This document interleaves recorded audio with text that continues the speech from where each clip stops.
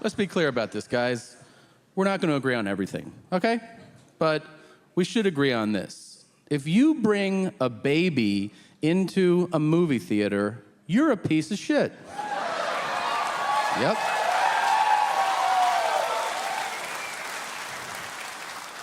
If your reason for doing it is that you couldn't get a babysitter, well then you don't get to go to the movies. That's how that works. It happened to me in back-to-back movies, which statistically I did not think was possible. First movie, I'm in there 5 minutes. I'm watching the movie and I hear, what?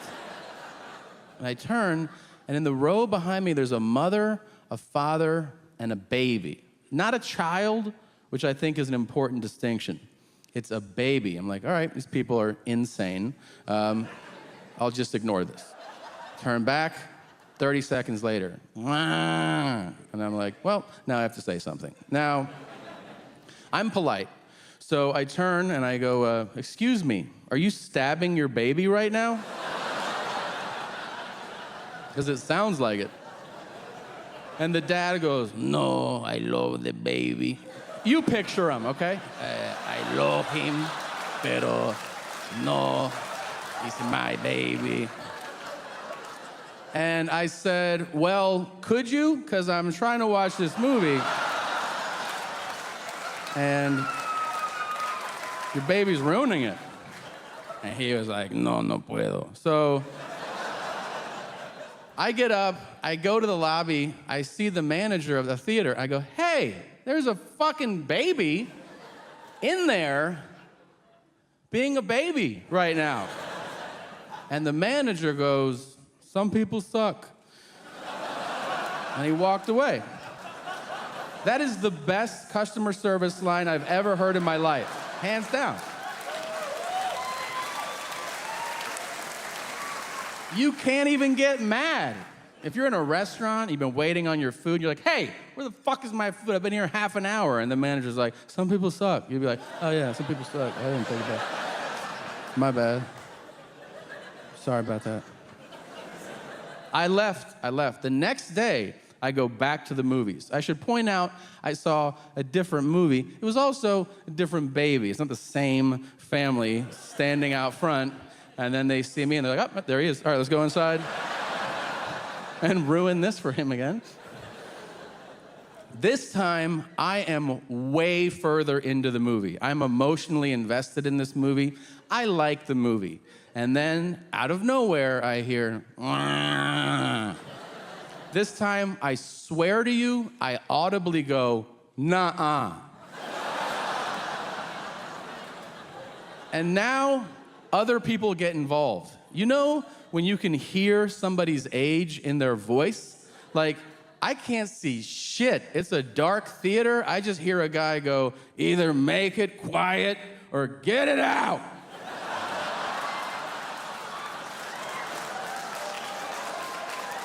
That guy's 140 years old.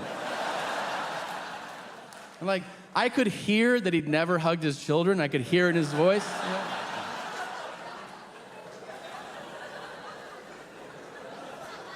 This time, the mother of the baby goes, shut up.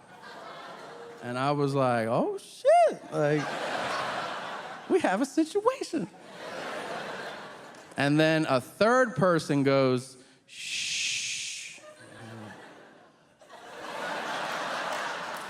What are you doing? Shush is passive aggressive. She said, shut up, just go straight to fuck you. Like, what are you doing?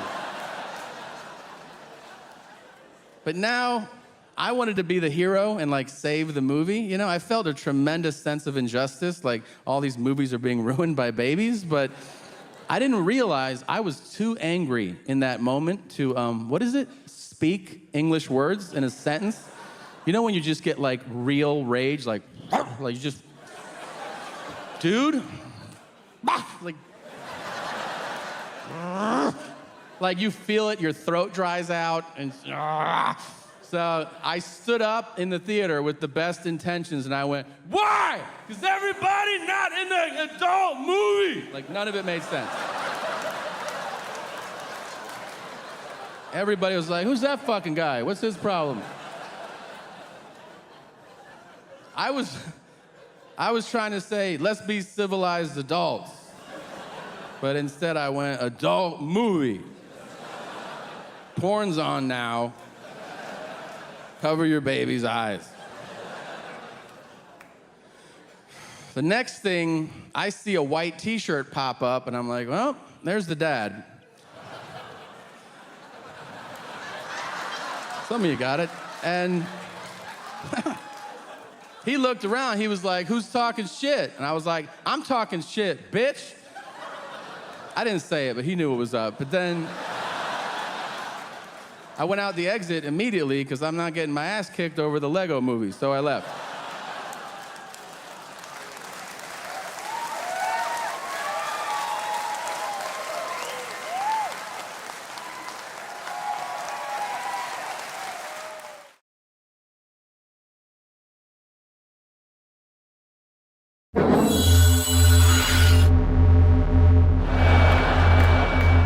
God, it's so weird. People ask me, like, I get asked fucking travel advice from strangers. Can we just break down how crazy that is? Like, people come up to me and they're like, hey, you travel a lot, right? And I'm like, yeah. I'm like, where should I go? I don't fucking know you, man. You ask travel advice to people who know you intimately. They know you well. They can guide you based on what they know about you. I mean, you don't ask strangers dining advice, right? Because you're like, hey, where should I eat tonight? I know I've never met you before in my life, but do you think you could give me a recommendation? Yeah, you should try this dim sum place. But then that person might go, oh, I hate the Asian world. And you're like, oh shit, I didn't know that about you. Like, yeah, I killed like 4 of them. Like, what are you, like a serial killer or something? Yeah. Now you're in an awkward conversation with a serial killer. Here's all I'm saying. I can't tell you where to go. I can tell you where not to go. Wherever they film the first 48 on A&E. Oh, if you're not familiar with the show, here's what it is.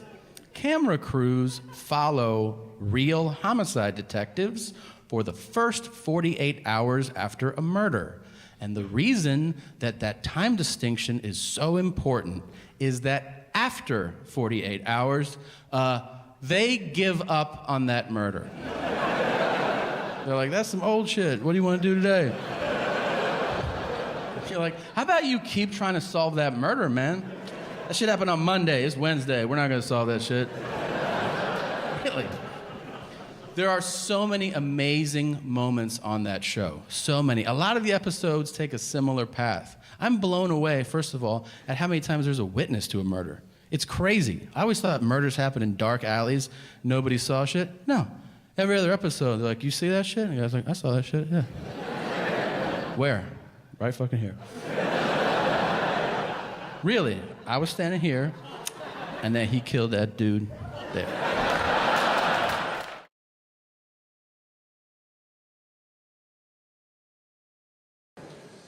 I wish my dad was still here, you know? He died a few months ago, and I understand it's part of life, you know, it happens to everybody. And, you know, I'd never visited somebody sick in the hospital. That was a new experience for me. And it's strange, if you've never done it, you get to the hospital, and then somebody that works there goes, are you here to see? And you go, yeah. And they go, yeah, they're gonna die soon. And you're like, I thought so too, that's why I came. And then they go, you can go in there and watch that now. And you're like, thanks. Personally, I feel like watching somebody die that you're not trying to kill is weird, you know? Like, it's different if you have somebody, you know, and you're like, and they go, I'm dying. You're like, I know, I want you dead. That's why I'm doing this. That probably feels good. I don't know. I'm assuming it's a euphoric feeling that you chase forever and ever. But ask Garth Brooks, he'll tell you all about it. So.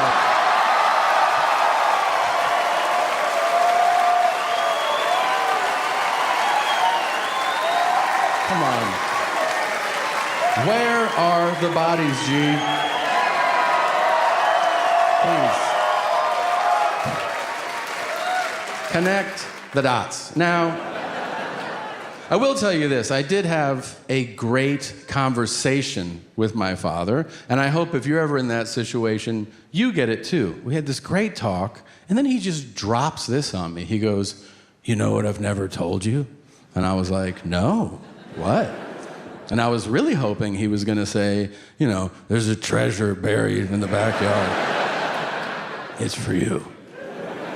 I go, "What have you never told me?" And he goes, "I like a full bush on a lady." And I was like, "What? What?"